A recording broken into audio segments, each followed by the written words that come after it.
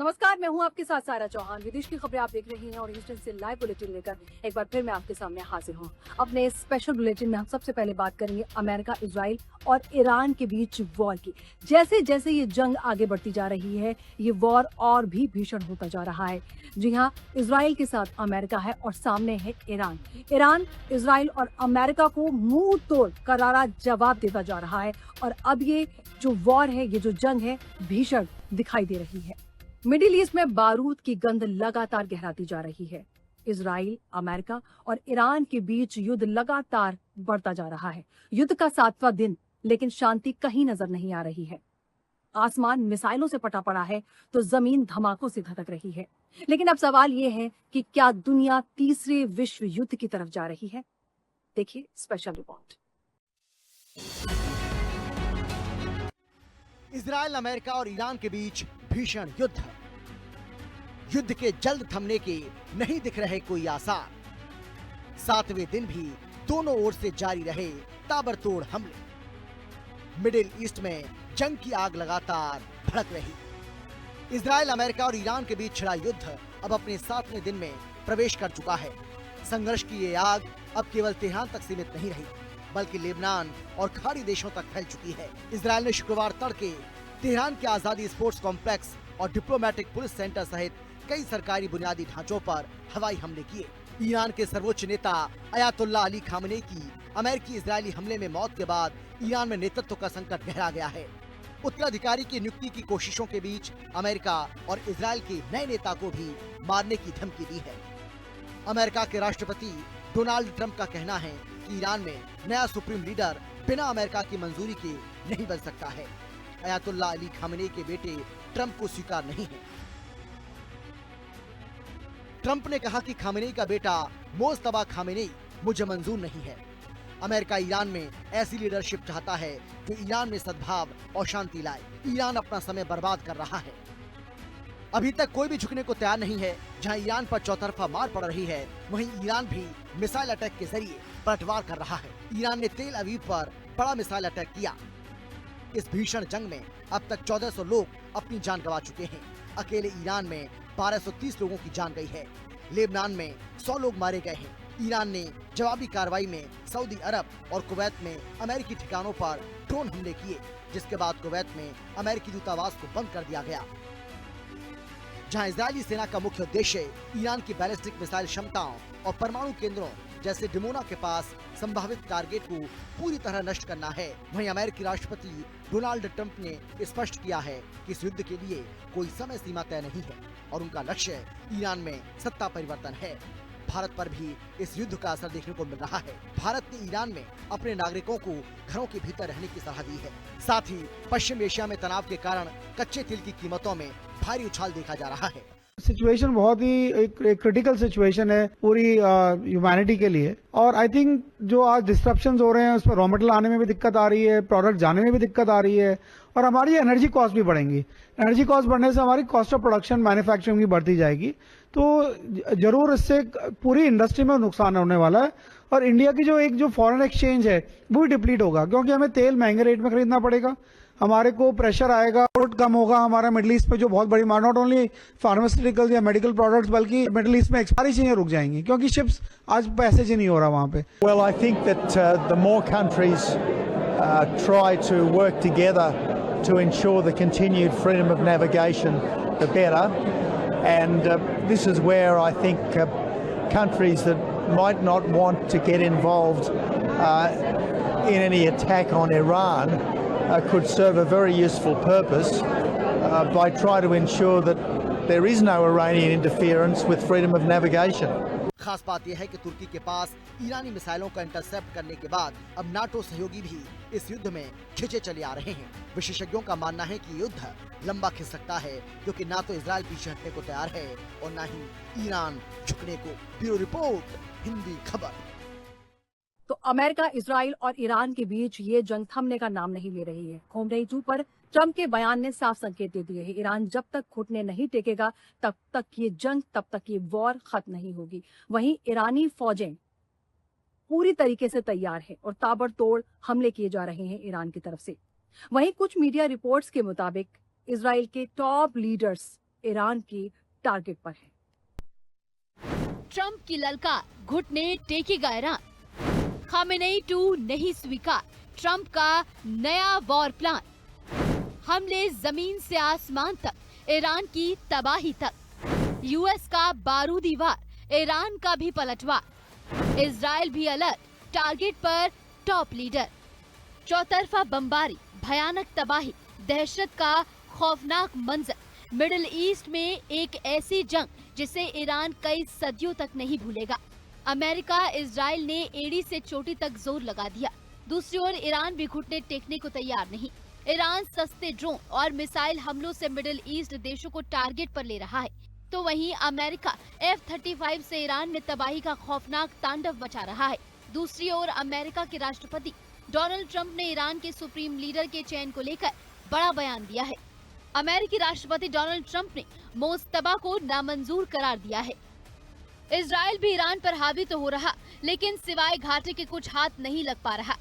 Iran ने जहां middle east देशों की इंटरसेप्ट ताकत को तोड़ने की रणनीति बनाई, तो अमेरिका इजराइल ने काउंटर प्लान लॉन्च कर दिया। तेहरान को टारगेट पर लिया और ईरान के 20 से ज्यादा युद्धपोतों को डुबो दिया। ईरान इस कदर तमतमाया कि यूएई कतर में मिसाइल का जखीरा लॉन्च कर दिया। एक रिपोर्ट में दावा किया गया है कि पहले का खर्च हुआ। मिडिल ईस्ट में तैनाती का खर्च 58,000 करोड़ रुपए रहा।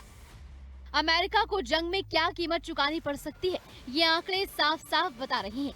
ईरान तो पहले ही पतन के कगार पर खड़ा है, लेकिन दुनिया की आर्थिक महाशक्ति अमेरिका की ढीली होती जेब चिंता का कारण है। अमेरिका कई घातक हथियारों से हमला कर रहा है। टॉम होम क्रूज मिसाइल, जिसका खर्च 13 से लेकर 27 करोड़ रुपए है। पैट्रियट मिसाइल, जिसका खर्च 36 करोड़ रुपए है। SM-3 इंटरसेप्टर, जिसका खर्च 110 करोड़ से लेकर 138 करोड़ रुपए तक है। F-35 फाइटर जेट, जिसका 1 घंटे का खर्च 33 लाख रुपए है। B-2 स्टेल्थ बॉम्बर, जिसका खर्च 1 करोड़ 20 लाख रुपए प्रति घंटा है। अब इजराइल अमेरिका मिलकर ईरान को घुटने पर लाने के लिए तुले हुए हैं, लेकिन ईरान भी दूसरी ओर झुकने को तैयार नहीं। ऐसे में जंग 1 महीने से लेकर 1 साल तक भी खिंच सकती है, जिसके कारण अमेरिका को आर्थिक मोर्चे पर भारी खामियाजा भुगतना पड़ सकता है। अब चलिए आपको समझाते हैं कि ईरान के साथ जंग में ट्रंप को कितना नुकसान हो सकता है। जंग का समय अगर 1 महीना होता है तो नुकसान 5 से लेकर 13 लाख करोड़ रुपए तक पहुंच सकता है। अगर ये जंग 3 महीने चलती है तो इसका खर्च 18 से लेकर 41 लाख करोड़ रुपए तक हो सकता है। अगर ये जंग 6 महीने चलती है तो 46 से लेकर 83 लाख करोड़ रुपए तक इसका खर्च पहुंच सकता है। और अगर ये जंग 1 साल तक चली तो इसका खर्च 92 से लेकर 184 लाख करोड़ रुपए तक पहुंच सकता है। खामेनेई के मौत का गम ईरान की सेना के जहन में है। दूसरी ओर सिर पर खून सवार है। कई रिपोर्ट्स में दावा किया गया है कि इजराइल के कई टॉप लीडर्स ईरानी के टारगेट पर हैं। ईरान अंदर खाने इजराइल के कई बड़े लोगों पर हमला करने की प्लानिंग बना रहा है। इनमें बेंजामिन नेतन्याहू शामिल हैं, जो कि प्रधानमंत्री हैं। तो वहीं रक्षा मंत्री इजराइल काट्ज का नाम भी इसमें शामिल है। सेनाध्यक्ष इयाल जमीर भी टारगेट पर हैं। तो वहीं मोसाद चीफ डेविड बार्निया भी निशाने पर हैं। खाड़ी की ये जंग भले ही अमेरिका ईरान की अहंकार की लड़ाई है, लेकिन मानवता के लिए एक बड़े खतरे की आहट भी है। ग्लोबल आर्थिक संकट, तेल गैस के बढ़ते दाम तो छोटा उदाहरण है। कहीं ये लड़ाई एटम हमले तक न पहुंच जाए, ये भी डर सता रहा है। न्यूज डेस्क, हिंदी खबर। तो एक तरफ इजराइल और ईरान के बीच वॉर चल रही है, इजराइल के साथ है अमेरिका, तो वहीं दूसरी तरफ अमेरिका ने घातक मिसाइल मिनटमैन 3 का परीक्षण कर पूरी दुनिया को हिलाकर रख दिया है। ये जो मिसाइल है, इसकी रेंज से दुनिया का कोई भी कोना, धरती का कोई भी कोना नहीं बच सकता। देखिए ये स्पेशल रिपोर्ट। जंग के बीच अमेरिका का प्रलय टेस्ट, ईरान को ट्रंप को पावर मैसेज। मिडिल ईस्ट में जंग की आग भड़की है। ईरान और अमेरिका आमने सामने हैं। पिछले कई दिनों से युद्ध जारी है। ऐसे में जब धुआं का जंग आसमान में हो तो ताकत का प्रदर्शन भी आसमान चीर कर होता है, और ये तस्वीरें उसी का उदाहरण है। अमेरिका ने ईरान से युद्ध के बीच घातक मिसाइल मिनटमैन 3 का परीक्षण कर दुनिया को हिलाकर रख दिया है। ये धरती के किसी भी कोने पर हमला करने में सक्षम है। अमेरिका लंबे समय से इस मिसाइल के टेस्ट की योजना बना रहा था। हालांकि उसने सफाई दी है कि मिसाइल परीक्षण दुनिया में किसी हलचल का परिणाम नहीं है। अमेरिका ने ईरान के साथ चल रहे भीषण युद्ध के बीच मिनटमैन थर्ड अंतर महाद्वीपीय बैलिस्टिक मिसाइल का परीक्षण किया है। इसे प्रलयकारी मिसाइल कहा जा रहा है। इंटरकॉन्टिनेंटल बैलिस्टिक मिसाइल की रेंज लगभग 13,000 किलोमीटर, स्पीड 15,000 मील प्रति घंटा है। एक साथ कई टारगेट पर warhead, high yield nuclear warhead ले जाने में सक्षम, लॉन्च के लिए मिनटों में हो सकती है तैयार। दुनिया का कोई देश या धरती का कोई भी कोना उसकी रेंज से बाहर नहीं है। यह अमेरिका की एकमात्र नॉन मोबाइल स्वतः से मार की जाने वाली परमाणु हथियारों से लैस बैलिस्टिक मिसाइल है। Minuteman third ballistic missile Hiroshima पर गिराए गए परमाणु बम से 20 गुना ज्यादा ताकतवर परमाणु हथियार को ले जाने में सक्षम है। मिनटमैन थर्ड अमेरिका की सबसे पुरानी ICBM के जो 1970 के दशक से इस्तेमाल हो रही है और ये जमीन से लॉन्च होती है। 13,000 किलोमीटर दूरी तक मार सकती है। इसमें न्यूक्लियर वॉरहेड लगाया जा सकता है, लेकिन इस टेस्ट में कोई हथियार नहीं था। अमेरिका के पास लगभग 400 ऐसी मिसाइलें हैं जो रूस और चीन जैसे देशों के खिलाफ रक्षा का हिस्सा है। ये मिसाइल मिनटमैन नाम से इसलिए जानी जाती है क्योंकि ये 1 मिनट में तैयार हो जाती है। अमेरिका 2030 तक इसे नई मिसाइल में बदलने की योजना बना रहा है, लेकिन तब तक ये टेस्ट जारी रहेंगे। ईरान ने इसके जवाब में इजराइल और उन मध्य पूर्वी देशों पर बमबारी की जहां अमेरिकी सैन्य ठिकाने मौजूद हैं और इसे आत्मरक्षा बताया। इस जंग में हताहतों की संख्या लगातार बढ़ रही है। ईरानी रेड क्रिस्टेंट सोसाइटी के मुताबिक ईरान में 780 से ज्यादा लोग मारे गए। इनमें कथित तौर पर एक स्कूल पर हुए अमेरिका इजराइल के हमले में मारी गई 165 लड़कियां और स्टाफ भी शामिल हैं। हालांकि अमेरिका और इजराइल ने अब तक नहीं माना कि ये हमला उन्होंने किया। लेबनान में भी सोमवार को हुए इजरायली हमलों में 50 से ज्यादा लोगों की मौत हुई है। दूसरी तरफ इजराइल और अन्य खाड़ी देशों में 6 अमेरिकी सैनिकों समेत कई दर्जनों लोग मारे गए हैं। ईरान को लेकर नाटो के सेक्रेटरी जनरल मार्क रूट ने बड़ी टिप्पणी की। रॉयटर्स के मुताबिक रूट ने कहा कि Iran nuclear capability, missile capability हासिल करने के करीब था, जो न सिर्फ मिडिल ईस्ट बल्कि खास तौर पर इजराइल के लिए खतरा होता। इतना ही नहीं, ये यूरोप के लिए भी खतरा होता। उन्होंने कहा कि नाटो के साथ ही ईरान के खिलाफ यूएस इजराइल युद्ध में शामिल नहीं है। हालांकि जरूरी मदद दे रहे हैं। यूरोपियन साथियों के बिना यूएस के लिए ईरान के खिलाफ ये ऑपरेशन शुरू करना बहुत मुश्किल होता। नाटो सीधे तौर पर शामिल नहीं है। ब्यूरो रिपोर्ट, हिंदी खबर। आगे बढ़ते हैं। इजराइल ने तेहरान के सैन्य मुख्यालयों और मिसाइल ठिकानों पर भीषण बमबारी की है और वहीं दूसरी तरफ ईरान भी जवाब दे रहा है। ईरान ने दुबई और कतर में अमेरिका के बेस पर हमले किए हैं। जी हाँ, बैलिस्टिक मिसाइलों को दागा है। और वहीं कतर की अगर बात की जाए तो कतर पर ड्रोन से हमले किए जा रहे हैं। यानी एक तरह से कहा जाए पूरा मिडिल ईस्ट इस वक्त धधक रहा है। देखिए रिपोर्ट।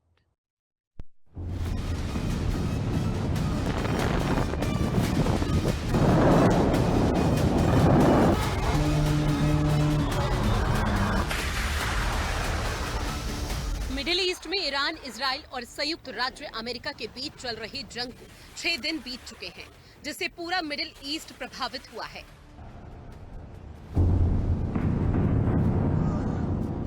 जहां वॉर जोन में हवाई सफर पूरी तरह से थम चुका है, तो इसके साथ ही तेल सप्लाई भी जबरदस्त तरीके से बाधित हुई। इस युद्ध में कई देशों के शामिल होने की आशंका दिख रही है, क्योंकि ईरान ने मिडिल ईस्ट के कई देशों में मिसाइलें दागी है, जिस कारण स्थिति बेहद नाजुक है।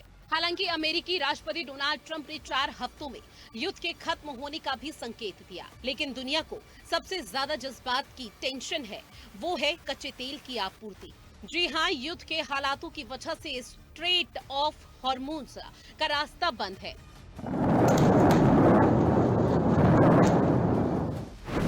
ईरान के कंट्रोल में आने वाला ये स्ट्रेट ऑफ हॉर्मूज एक संकरा मार्ग है, जहां से दुनिया का 20% एनर्जी इंपोर्ट होता है। खासकर चीन और भारत इस एरिया से सबसे ज्यादा कच्चा तेल आयात करता है। भारत यहां से 50% के आसपास तेल का इंपोर्ट करता है। स्ट्रेट ऑफ हॉर्मूज फारस की खाड़ी को खुले समुद्र से जोड़ता है। इसी रास्ते से सऊदी अरब, इराक, कुवैत और यूएई का कच्चा तेल एशिया और यूरोप के बाजारों में जाता है। ईरान की तरफ से ये रास्ता बंद करने के बाद कच्चे तेल के दाम में भारी उछाल आया है, क्योंकि खाड़ी से बाहर निकलने का यही मुख्य द्वार है। कच्चे तेल की कीमत अब $85 प्रति बैरल पहुंच गई। 5 मार्च को इसमें तकरीबन 2.5% की तेजी देखी गई। एक्सपर्ट्स का कहना है कि अगर ये युद्ध लंबा खींचता है तो ब्रेंट क्रूड ऑयल का दाम $100 प्रति बैरल के पार पहुंच सकता है। कच्चा तेल महंगा होने से दुनिया की बड़ी अर्थव्यवस्थाओं, खासकर भारत, चीन, अमेरिका और यूरोप के देशों पर सीधा असर दिख सकता है। एक्सपर्ट्स मान रहे हैं कि भारत पर इसका गंभीर असर पड़ सकता है, क्योंकि भारत अपनी जरूरत का करीब 85% कच्चा तेल आयात करता है। इसमें से बड़ा हिस्सा खाड़ी देशों से आता है। सरकारी सूत्रों के मुताबिक भारत के पास करीब 50 दिन का ईंधन रिजर्व है, जिसमें 25 दिनों का कच्चा तेल भंडार और 25 दिनों का पेट्रोलियम उत्पाद शामिल है। ऐसे में आपूर्ति लंबे समय तक बाधित होने से पेट्रोल डीजल के दाम बढ़ सकते हैं। ट्रांसपोर्ट और लॉजिस्टिक महंगाई में उछाल और रुपए पर दबाव आ सकता है, जो भारत की जीडीपी को प्रभावित कर सकते हैं। उधर मिडिल ईस्ट में बढ़ते तनाव के बीच ईरान ने साफ चेतावनी दी है कि अगर अमेरिका और इजराइल उसकी मौजूदा व्यवस्था को हटाने की कोशिश करते हैं, तो वो इजराइल के परमाणु ठिकानों पर सीधा हमला करेगा। एक वरिष्ठ ईरानी सैन्य अधिकारी के हवाले से ये बयान सामने आया है। अधिकारी ने कहा है, सत्ता परिवर्तन की किसी भी कोशिश का जवाब रणनीतिक और कठोर तरीके से दिया जाएगा। अब ये बयान ऐसे समय पर आया जब इजराइल के प्रधानमंत्री नेतन्याहू और अमेरिका के राष्ट्रपति डोनाल्ड ट्रंप ने हालिया सैन्य अभियान को लेकर कहा था कि इस कार्रवाई का उद्देश्य ऐसे हालात बनाना है जिनसे ईरानी जनता मौजूदा शासन को बदल सके। तेहरान ने इन बयानों को अपने आंतरिक मामलों में सीधा हस्तक्षेप बताया। सूत्रों की माने तो अमेरिका और इजराइल की युद्ध रणनीति सिर्फ सैन्य अड्डों तक सीमित नहीं है। इस्लामिक रिवॉल्यूशनरी गार्ड कोर यानी IRGC और उससे जुड़े अर्धसैनिक संगठनों के ठिकानों के साथ साथ पुलिस स्टेशनों को भी निशाना बनाया गया। रिपोर्ट्स में दावा किया गया है कि तेहरान में कई पुलिस ठिकानों पर हमले हुए, जिससे आंतरिक सुरक्षा तंत्र पर दबाव बढ़ा। इजरायली सेना सूत्रों का दावा है कि यह अभियान तब तक जारी रह सकता है जब तक वास्तविक राजनीतिक बदलाव नहीं दिखता। एक वरिष्ठ अधिकारी ने इस बात का भी संकेत दिया है कि यह कार्रवाई जल्द खत्म होने वाली नहीं है। तो वहीं ईरान ने साफ कर दिया है कि अगर उसकी संप्रभुता को चुनौती दी गई है या शासन गिराने की दिशा में कदम बढ़ाए गए हैं, तो जवाब पहले से ज्यादा सख्त रुख अपनाएगा, जिसके चलते परमाणु प्रतिष्ठानों को संभावित निशाने पर रखने की चेतावनी ने पूरे क्षेत्र में चिंता बढ़ा दी है। मिडिल ईस्ट में जंग के बीच अंतर्राष्ट्रीय समुदाय ने दोनों पक्षों से संयम बरतने और कूटनीतिक रास्ता अपनाने की अपील की है, लेकिन मौजूदा हालात बताते हैं कि तनाव कम होने के बजाय और बढ़ सकता है। स्पेशल रिपोर्ट, हिंदी खबर। आगे बढ़ते हैं। मिडिल ईस्ट की जंग पर अब भारत में सियासी महाभारत शुरू हो चुकी है।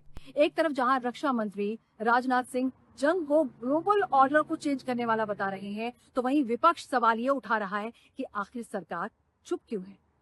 देखिए रिपोर्ट।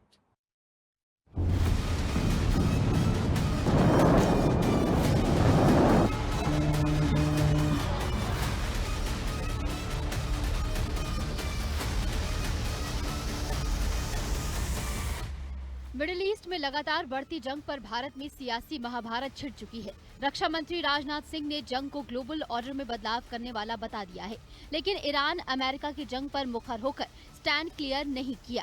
मिडिल ईस्ट की स्थिति, इसका मैं मानता हूं कि एक ज्वलंत उदाहरण है। आज जो वहां हो रहा है वह बहुत ही असामान्य है। आगे चलकर मिडिल ईस्ट में या हमारे पड़ोस में परिस्थितियां किस दिशा में जाएंगी, इस पर अभी कोई कॉन्क्रीट प्रेडिक्शन करना कठिन है। इन अनसर्टेनिटीज का सीधा प्रभाव इकोनॉमी और ग्लोबल ट्रेड पर पड़ता है। इजरायल और अमेरिका के साथ साथ जो आप खड़े दिख रहे हो, एक वॉर के खिलाफ, वॉर पे समर्थन देते हुए खड़े हुए हैं आप। ईरान के वो सुप्रीम लीडर तो थे ही, पर शिया कम्युनिटी के स्पिरिचुअल लीडर रहे हैं वो। इंडिया के जो रिलेशनशिप रहे हैं over the years, over the centuries, उसको ध्यान में रखते हुए, ना कि सिर्फ यूएस और इजरायल क्या चाहता है हमसे। जिस तरीके से प्रधानमंत्री का भी दौरा लगा वॉर शुरू होने से 2 दिन पहले, तो कहीं ना कहीं सवालिया निशान उठाता है। इंडिया को अपने स्ट्रेटेजिक इंटरेस्ट को कॉम्प्रोमाइज नहीं करना चाहिए। मैं बार बार दोहराती रहूंगी। तो ये तो गुंडागर्दी अमेरिका की पूरी दुनिया के ऊपर इस वक्त है।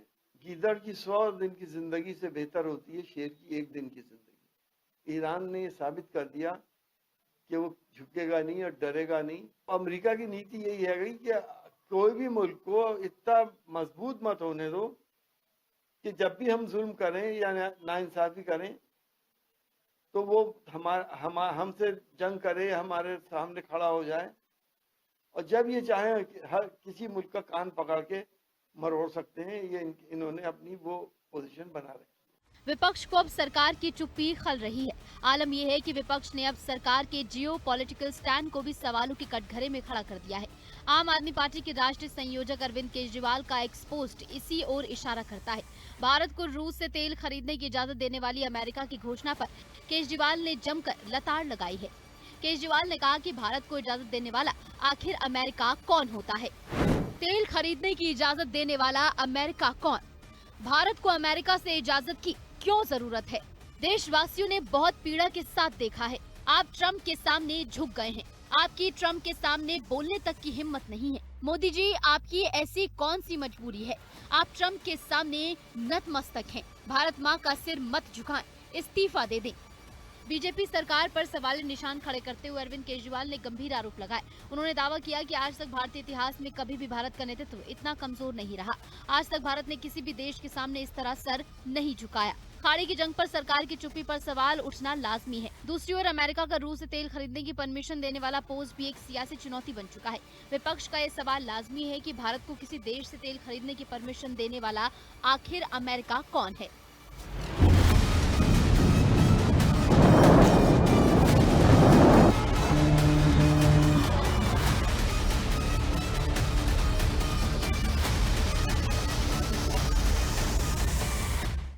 आप देख रहे थे विदेश की खबरें। ह्यूस्टन से लाइव बुलेटिन में बस इतना ही। अगले शनिवार ठीक 5 बजे एक बार फिर आपसे मुलाकात हो जाएगी। तब तक आप रखें अपना ख्याल और देखते रहें हिंदी खबर।